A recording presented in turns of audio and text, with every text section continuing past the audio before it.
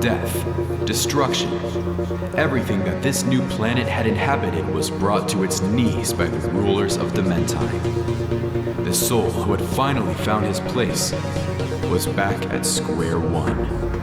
Every new friend he had made, the peace he was promised, was doomed. Their world had fallen. The hierarchy of his home planet had been secretly tracking him here, planning their attack thoroughly, and it worked all too well. The fate of the mind had begun. The first and only thing the soul could do is perceive all of it. That was the first step to any problem, after all. He looked around him, gathering as much information as he could, recruiting a supple group of survivors to start a small fortress. His perception was key to all of this madness, but he needed to be weary of any outside problems as well. Corrupted beings from Dimentine roamed the area, searching for anyone they could turn to the other side. The soul began his plan and sought to bring justice to the corruption of his home world. Days passed, and the fortress was coming along nicely. The corrupted on the surface had yet to find their hideout, so it was all going to plan. The soul and his fellowship added more and more onto the fort, reinforcing its structure for possible attacks. He began to sit alone, acknowledging that he was alive. It had to mean something. He sought to find his cause in this world, and he believed it was to save these people. As days turned into months, his small community grew bigger as less corrupted beings were seen around the area. The soul felt triumphant, as this was the best he had felt in ages. But a thought began to enter his mind. What if he succumbed to the virus? He had a temptation within, but never thought about his own life. He had come from Dimentine after all, so he was their main target.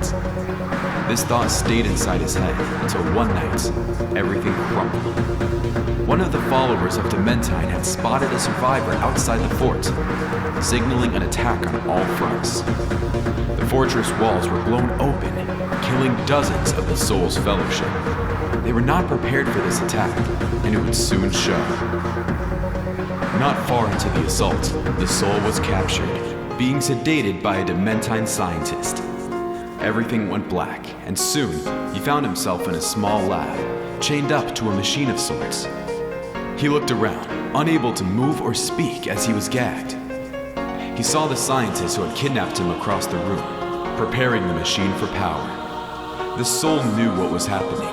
He was trying to return him to his roots. He fought hard, but the chains were far too powerful. All hope was gone, and his body was helpless, though the light at the end of the tunnel was still there. The soul thrashed in his chains, pulling apart and eviscerating the metal within. With all of his might, he had broken free from the machine, ready to end this once and for all. The remaining survivors of his fellowship were all waiting outside the complex, seeing the soul break free from the confines.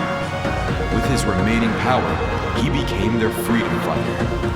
They took over their devices and weapons, drawing the Dimentine rulers out of their cities as they began to fall one by one.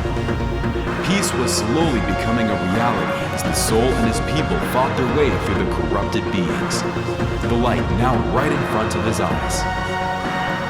When all was said and done, the virus and its invaders were no more, finding their way back to their ships and Dimentine.